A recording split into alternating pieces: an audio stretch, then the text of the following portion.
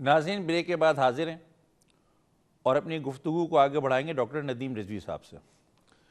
Doctor साहब, ये जो आपने पैकेज देखा है उसमें जो पोल्यूशन के हवाले से सारी बातें हुई और डॉक्टर इम्तियाज़ साहबा ने भी फरमाया, आम तौर पे इस किस्म के एनवायरनमेंट में क्या बीमारियां सीने के हवाले से हो सकती हैं? देखिए जी, ख़ास तौर पे जब इस किस्म की बदबू होगी, जिस जगह पे ये सारी चीज़ें जमा की जा रही हैं, तो वहाँ एलर्जी का अंसर जो है वो बहुत ज़्यादा बढ़ जाता है। स्किन की एलर्जी, क्योंकि स्किन से कांटेक्ट होगा, उसकी भी होगी, बल्कि सांस की एलर्जी जिसे दमा कहते हैं, उसके इम्कानात भी बहुत बढ़ जाते हैं। नॉर्मली हम लोगों को बताते हैं कि जी वो खुशबू और बदबू से दूर रहें, लेकिन ये तो बेचारे लोग जो हैं वहीं पर मतलब सारा दिन गुजार रहे हैं, तो यकीनन सांस की बीमारियां का सबब बनेगा। दूसरी चीज़, अगर ये उसको जला रहे हैं वहाँ पर, जिसकी वजह से धुआं और पोल्यूशन बढ़ रहा है, वो भी सांस की नालियों में सोजिश पैदा करेगा। सांस की नालियाँ जो हैं वो सख्त हो जाएंगी और इन लोगों को फिर खांसी बलगम की शिकायत रहती है। देखें, आपने जो दिखाया क्लिप, उसमें सारे यंग बच्चे हैं।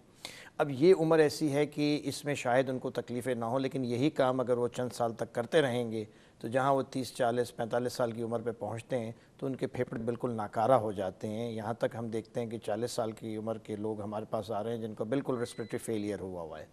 तो ये लोग जो जिस किस्म के पेशे से मुंसलिक हो जाते हैं, जहाँ पोल्यूशन बहुत ज़्यादा है, तो इनके सांस और इनके फेफड़े जो हैं चंद सालों के बाद बिल्कुल नाकारा हो जाते हैं। तो ये चीज़ें हम बहुत आम देख रहे हैं। हमारे हस्पताल में इस किस्म के मरीज़ बहुत होते हैं, फिर इनकी कोई मदद भी नहीं की जा सकती, क्योंकि ये आगे का इलाज जो है वो इतना महंगा और मुश्किल हो जाता है कि बहुत सारे लोगों का बग़ैर ऑक्सीजन के गुजारा नहीं। घर पे उन्हें ऑक्सीजन रखनी, जो कि बहुत एक महंगा इलाज है, हुकूमत वो पूरा इलाज मुहैया नहीं कर सकती है, ये गरीब लोग वो अफोर्ड नहीं कर सकते हैं। तो इनकी वजह से सीने के जो वार्ड्स हैं सरकारी अस्पतालों में भरे हुए होते हैं ऐसे लोगों के साथ। लेकिन डॉक्टर साहब, जैसे उसमें एक आदमी ने खुद बताया कि जी मेरी तो तनख्वाह 10,000 रुपये है जी, और मेरे ख्याल में उसकी उम्र 25-28 साल के दरमियान होगी। बिल्कुल। अब वो पैदा भी शायद उसी माहौल में हुआ बिल्कुल। होगा, मर भी उसी माहौल में जाएगा। लेकिन इस अब 10,000 रुपये कमाने वाला अगर किसी प्राइवेट सेक्टर में चला जाता है, जाहिर बात है कि करीबी तरह सरकारी अस्पताल भी गिनती के 3 ही हैं, वो भी इतने दूर दूर फासले पे हैं, वहाँ इतना लंबा टाइम होता है कि जो मिलता नहीं। या तो ठीक है, सरकार मोहल्ले गली में छोटे छोटे क्लिनिक्स टाइप खोल दे या मेडिकल स्टोर्स खोल के उनको वहाँ से मेडिसिन सप्लाई कर दे, वो जो कि बहुत ही एक किताबों की हद तक तो मुमकिन है, लेकिन प्रैक्टिकली पॉसिबल नहीं है। लेकिन इसमें जो आप जिस तरह से एक सरकारी अस्पताल से भी मुताल्लिक़ हैं और वहाँ पे आपने काफ़ी काम किया है, इसमें कोई ख़ास वार्ड वहाँ पे है? जहाँ देखिए, जो हमारा चेस्ट वार्ड है वो इसी किस्म के मरीज़ों के लिए कैटर कर रहा है जिनको सांस की बीमारियाँ होती हैं। हमारा प्रॉब्लम ये है कि जब वो टर्मिनली इल होके आते हैं, अब उनको वापस घर पे भेजना बड़ा मुश्किल काम हो जाता है। वो ऑक्सीजन पे डिपेंडेंट हैं, घर पे उनके ऑक्सीजन का बंदोबस्त नहीं हो सकता। जैसे आपने बताया 10,000 का मरीज़ कहाँ से ख़रीदे, वो तो 10,000 में तो महीने की ऑक्सीजन भी नहीं मिलेगी उसे। तो फिर उनको घर कैसे भेजें, ये हमारे लिए एक बड़ा मुश्किल हो जाता है। हमारे बहुत सारे बेड ऐसे मरीज़ों से ऑक्यूपाइड होते हैं। मैं समझता हूँ इलाज से बेहतर ये होगा कि अवेयरनेस क्रिएट की जाए कि ऐसे पेशे से खुदारा मुंसलिक ना हो जिनमें बहुत ज़्यादा पोल्यूशन है, और अगर पोल्यूशन है तो यंग एज में प्रोटेक्टिव मेजर्स लिए जाएं, और कुछ नहीं तो कम से कम मास्क ही पहन लो। अब ये हमारे यहाँ शऊर की कमी है। ऐसी चीज़ें हम लोग जब कर रहे हैं, ऐसी चीज़ें अव्वल तो कोशिश की जाए, अवॉइड की जाए। डॉक्टर ऐसे साहब माफ़ कीजिएगा, शोर के हवाले से मैं आपको एक बात बताऊँ। जी, हम बहुत बड़े बड़े डे मनाते हैं, फलाना day, diabetic day, AIDS day, फलाना डे, फलाना डे, फलाना डे, और एक दिन मनाने के बाद 364 दिन उसको भूले हुए होते हैं। ये डेज मनाने का क्या फ़ायदा है? सर अब देखिए, बात यह है कि इसका बुनियादी मकसद तो अवेयरनेस है। यकीनन अवेयरनेस को नहीं डॉक्टर साहब, एक दिन में नहीं होती, नहीं, आई एग्री विद यू, लेकिन ना होने से बेहतर है। बात यह है कि हमारा जैसे अब इनमें तालीम नहीं है।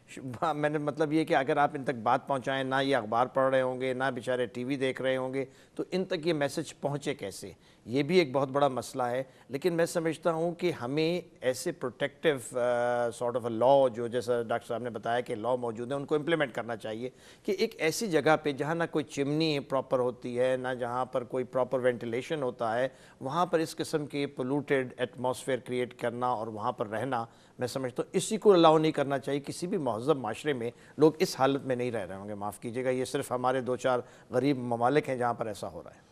नहीं डॉक्टर इम्तियाज़, आप ये बताएं, जो इतने बड़े बड़े सेमिनार्स हो रहे होते हैं बड़े बड़े अस्पतालों में, और जिनके बड़े बड़े इश्तिहार छप रहे होते हैं, दाखिला मुफ्त, वो क्यों नहीं इन इलाकों में जाके लोगों को बताएं कि भाई ये तुमको बीमारी है, ये तुम्हें पीना है पानी, ये तुम्हें हवा इस तरह से होना चाहिए, पानी इस तरह से होना चाहिए, ग़िज़ा इस तरह से होना चाहिए। वो नहीं करते।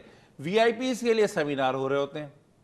मैं आपकी बात से एग्री करती हूँ, लेकिन आप मुझे एक बात बताएं, ये जिस एरिया की आपने डॉक्यूमेंट्री दिखाई है, अगर मैं या डॉक्टर साहब उनको बोल दें कि भाई आप N95 का मास्क पहन लें और उबला हुआ पानी इस्तेमाल करें, 9 रुपए का है वो मास्क। आप उबला हुआ, उसकी प्राइस जो है 9 रुपए है। और ये सिर्फ कराची का एक इलाका नहीं है, इस मुल्क का, इस मुल्क में जहाँ महलात हैं, जहाँ बंगले हैं, जहाँ हाई सोसाइटी है, उसके बराबर में ये कच्ची सोसाइटी है। और अगर आप उनको ये बोलें कि जी पानी उबाल के इस्तेमाल करें, तो वो कहाँ से पानी उबालना पूरे घर के लिए और 24 आवर्स सप्लाई उसको रखना, it's not an easy job. ये बहुत मुश्किल काम है और वो they can not do it.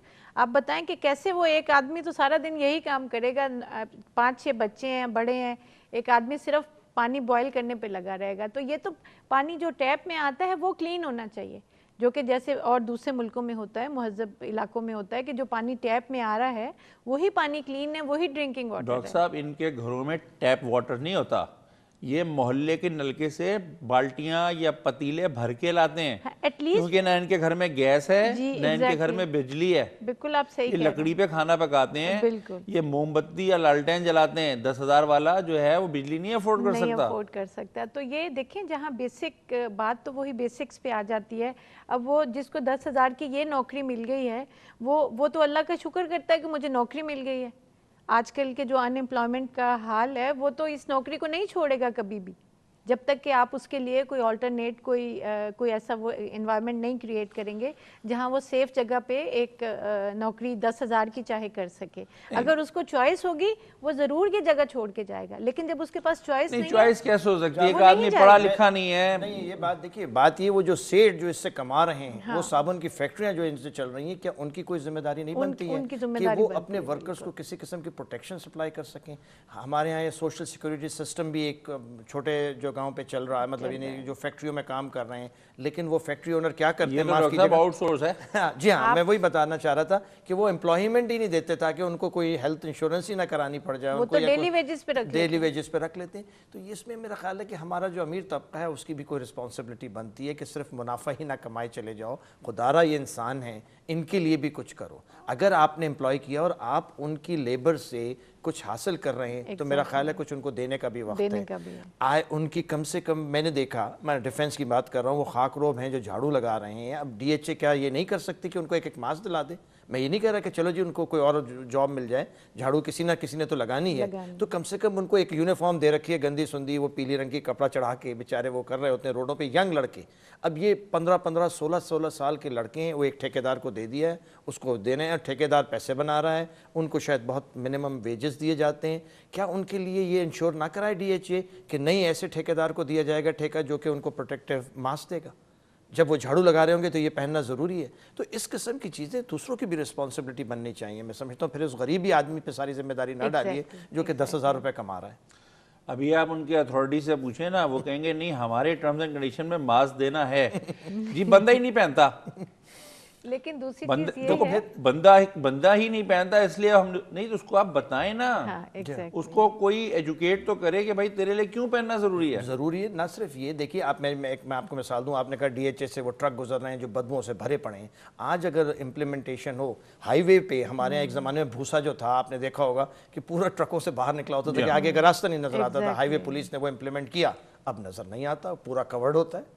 तो आप इम्प्लीमेंटेशन कराइए, देखिए कि रिजल्ट्स आएंगे। तो मैं समझता हूँ कि ये अगर कोई कहे हेल्थ, तो ये DHA अथॉरिटी ये कहे कि जी हमारे यहाँ है ये, तो फिर why it is not implemented? कल उस कॉन्ट्रैक्टर का कॉन्ट्रैक्ट कैंसिल कीजिए कि आपने अपने वर्कर्स को प्रोटेक्शन नहीं दी है। आई थिंक ये इनको खुदारा इनको एक दफ़ा बुलाइए, मेरे वार्ड में दिखाइए वो मरीज़ जो कि इस किस्म के हैं, खाकरोब, जो उस स्टेज पे पहुँच के आते हैं जब उनकी कोई मदद नहीं की जा सकती। डॉक्टर साहब, यहाँ पे लेंगे एक ब्रेक। नाज़रीन, यहाँ पे लेंगे एक छोटा सा ब्रेक, उसके बाद हम दोबारा हाजिर होते हैं। Please stay with us.